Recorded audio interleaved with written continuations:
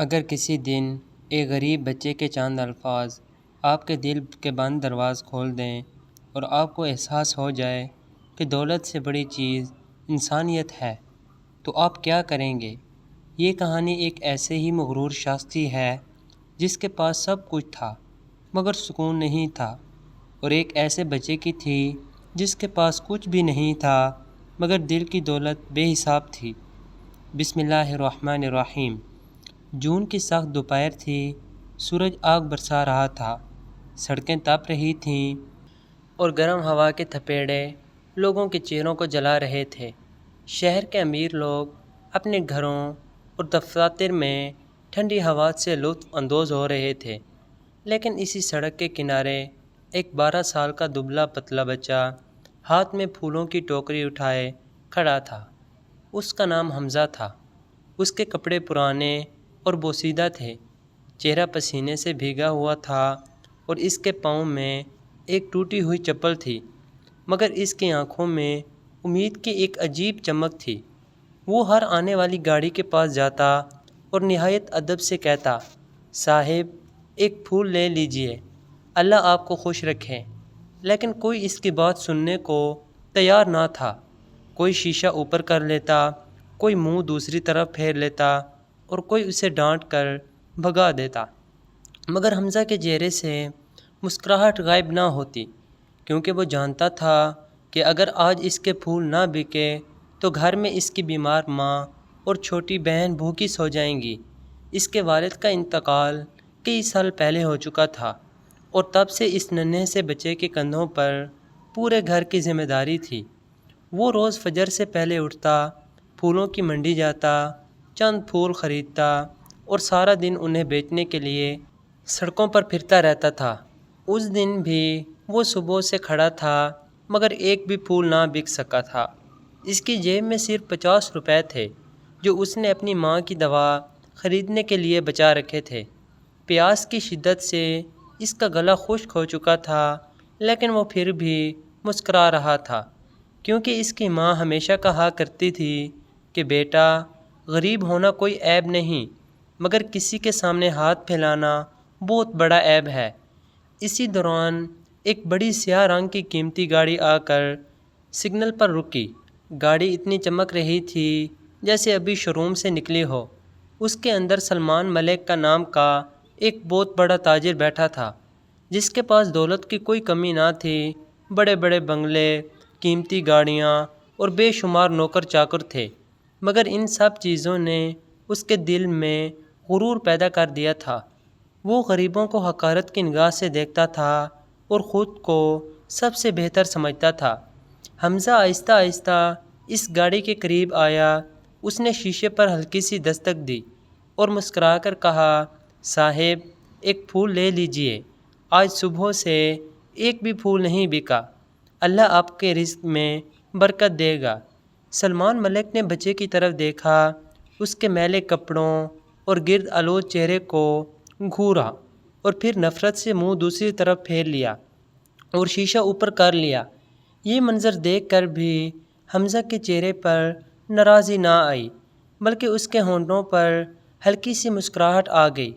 اس نے آہستہ سے اپنی جیب میں ہاتھ ڈالا اور وہ 50 روپے کا نوٹ نکال لیا جو اس کی ماں کی دوا کے لیے تھا۔ پھر اس نے وہ نوٹ گاڑی کے وائپر میں پھنسا دیا۔ اتنے میں سگنل سبز ہو گیا اور گاڑی آگے بڑھنے لگی، لیکن سلمان ملک کی نظر اچانک اس نوٹ پر پڑ گئی۔ اس نے حیرت سے گاڑی روک دی اور فوراً باہر نکل آیا۔ اس نے بچے کو آواز دی اور پوچھا، تم نے یہ پیسے میری گاڑی میں کیوں رکھے ہیں؟ حمزہ نے سکون سے اس کی طرف دیکھا اور نہایت نرمی سے کہا، صاحب آپ کی گاڑی سے خوشبو نہیں بلکہ غرور آ رہا تھا۔ میں نے سوچا شاید آپ کے پاس سب کچھ ہے لیکن دل کی دولت نہیں، اس لیے یہ 50 روپے آپ رکھ لیجئے، شاید کسی غریب کی مدد کر کے آپ کے دل میں انسانیت کی خوشبو پیدا ہو جائے۔ یہ الفاظ سن کر سلمان ملک کے قدم جیسے زمین میں جم گئے۔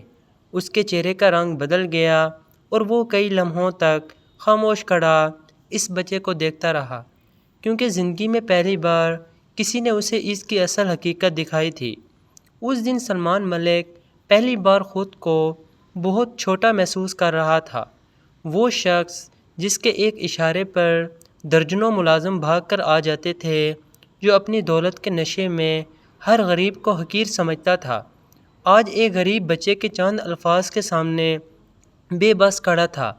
اس نے اپنے ہاتھ میں پکڑے 50 روپے کے نوٹ کو دیکھا اور پھر حمزہ کے معصوم چہرے کی طرف نظریں اٹھائیں۔ بچے کے چہرے پر نہ غصہ تھا نہ نفرت تھی، بلکہ ایک عجیب سی شفقت اور نرمی تھی، جیسے وہ ایک اجنبی شخص کی اصلاح کرنا چاہتا ہو۔ سلمان ملک کے دل میں اچانک اپنی ماں کی باتیں گونجنے لگیں، جو بچپن میں اسے سمجھایا کرتی تھی کہ بیٹا، انسان کی اصل دولت اس کا کردار ہوتا ہے۔ لیکن وقت کے ساتھ ساتھ وہ اپنی ماں کی نصیحتیں بھول چکا تھا۔ دولت اور شہرت نے اس کے دل کو سخت کر دیا تھا۔ وہ کچھ دیر خاموش کھڑا رہا، پھر اس نے بچے سے پوچھا، تمہارا نام کیا ہے؟ حمزہ نے مسکرا کر اپنا نام بتایا اور جانے لگا، لیکن سلمان ملک نے اسے روک لیا اور کہا، بیٹا، مجھے اپنے گھر لے چلو، میں تمہارے بارے میں مزید جاننا چاہتا ہوں۔ حمزہ پہلے تو حیران ہوا، لیکن پھر آہستہ آہستہ چلنے لگا۔ سلمان ملک نے اپنی قیمتی گاڑی ایک تنگ گلی کے باہر روکی اور پہلی بار شہر کے اس حصے میں آیا جہاں چھوٹے چھوٹے کچے مکان تھے، ٹوٹی ہوئی دیواریں اور تنگ گلیاں تھیں۔ حمزہ ایک چھوٹے سے گھر کے سامنے رکا اور دروازہ کھول کر اندر داخل ہو گیا۔ سلمان ملک بھی اس کے پیچھے اندر چلا گیا۔ گھر کے اندر صرف ایک چھوٹا سا کمرہ تھا، ایک پرانی چرپائی تھی اور کونے میں ایک ٹوٹا ہوا برتن رکھا تھا۔ چرپائی پر ایک بیمار عورت لیٹی ہوئی تھی، جس کا چہرہ کمزوری سے زرد پڑ چکا تھا، اور اس کے پاس ایک چھوٹی سی بچی بیٹھی تھی جو اپنی ماں کے سر پر ہاتھ پھیر رہی تھی۔ سلمان ملک نے جب یہ منظر دیکھا تو اس کی آنکھیں حیرت سے پھیل گئیں۔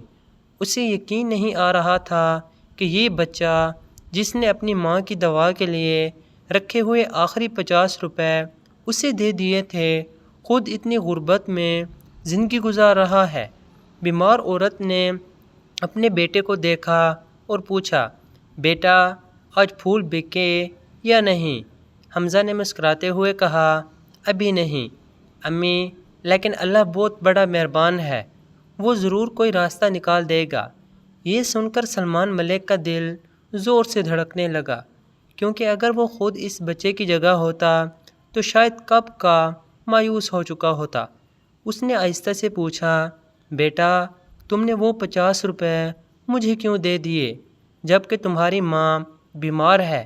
حمزہ نے اپنی ماں کی طرف دیکھا اور کہا، میری ماں کہتی ہیں کہ انسان کے پاس اگر کچھ نہ بھی ہو تو اسے اپنا دل امیر رکھنا چاہیے، اور مجھے لگا کہ آپ کو ان پیسوں کی مجھ سے زیادہ ضرورت ہے، کیونکہ جس دل میں غرور آ جائے وہ دنیا کا سب سے غریب انسان بن جاتا ہے۔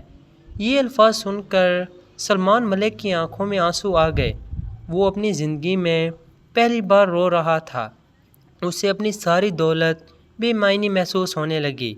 اسے یاد آیا کہ کئی سال پہلے اس کی اپنی ماں بھی بیمار تھی، لیکن وہ کاروبار میں اتنا مصروف تھا کہ اس کے آخری وقت میں بھی اس کے پاس نہ جا سکا تھا، اور آج ایک غریب بچے کی ماں اپنے بیٹے کی سب سے بڑی دولت تھی۔